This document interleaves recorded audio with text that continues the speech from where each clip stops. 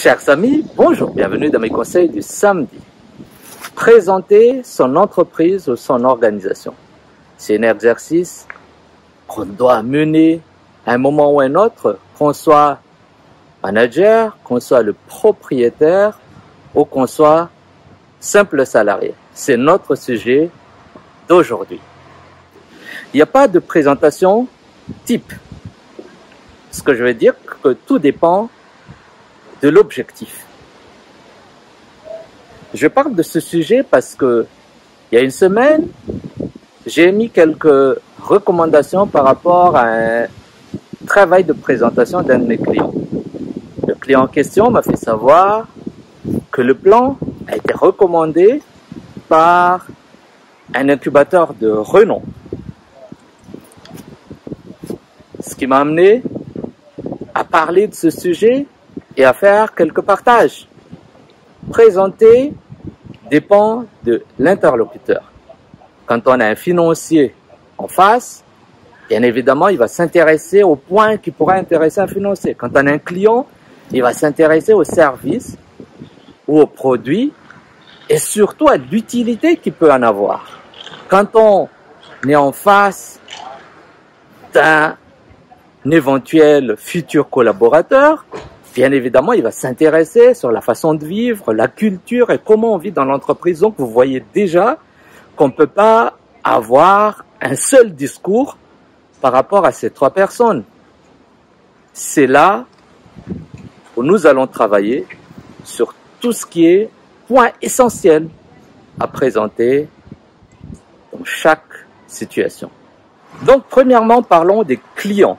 Les clients s'intéressent aux réponses par rapport à leurs besoins, aux utilités que pourraient apporter vos services, vos produits. Donc, quand on parle avec un client potentiel, que ce soit dans une conférence, que ce soit dans la rue, que ce soit entre deux portes d'un avion, c'est que il faut mettre le focus. Bon, tout le monde parle de elevator pitch, de présenter son entreprise en 2 minutes, ça dépend. Bien évidemment, dans certains cas, quand vous rencontrez un homme très important, un homme célèbre, un politicien, ils n'ont pas beaucoup de temps. Donc, vous avez intérêt à présenter les choses en 1 minute. Par contre, dans certaines circonstances, des gens qui se mettent à côté de vous dans un train, dans un bus, dans un avion, ça dépend du trajet. Si entre 2 arrêts, il y a à peu près 3 minutes, c'est-à-dire que vous pouvez utiliser les 3 minutes. Bien évidemment, si la personne est intéressée par ce que vous essayez de le présenter. Donc, mettons le focus sur les bienfaits. Quels problèmes peuvent résoudre vos services ou vos produits? Qu'est-ce qui différencie en mieux, de préférence, vos services et vos produits par rapport à la concurrence? Et raconter une histoire. Quel type de personnes, référence, a déjà ou ont déjà acheté chez vous et comment s'est passée l'expérience? Raconter des anecdotes, pas très longues, mais des choses pointues, intéressantes et qui font vendre. Donc voilà, et c'est un peu la même pratique, la même approche qu'on fait dans un autre objectif. Par exemple, quand on rencontre un financier, un banquier, il faut qu'on lui raconte une histoire, comment on est arrivé à créer cette entreprise ou à travailler pour cette entreprise ou organisation. Comment on perçoit la façon de travailler. Est-ce que c'est une passion? Est-ce que c'est un super hasard? Ou qu'est-ce qui s'est passé? Commencez toujours par des petites histoires sympathiques. Bien évidemment, il ne faut pas s'étaler. Il ne faut pas une histoire de 5, 10 minutes. Ce sont des choses ponctuelles, mais qui sont intéressantes.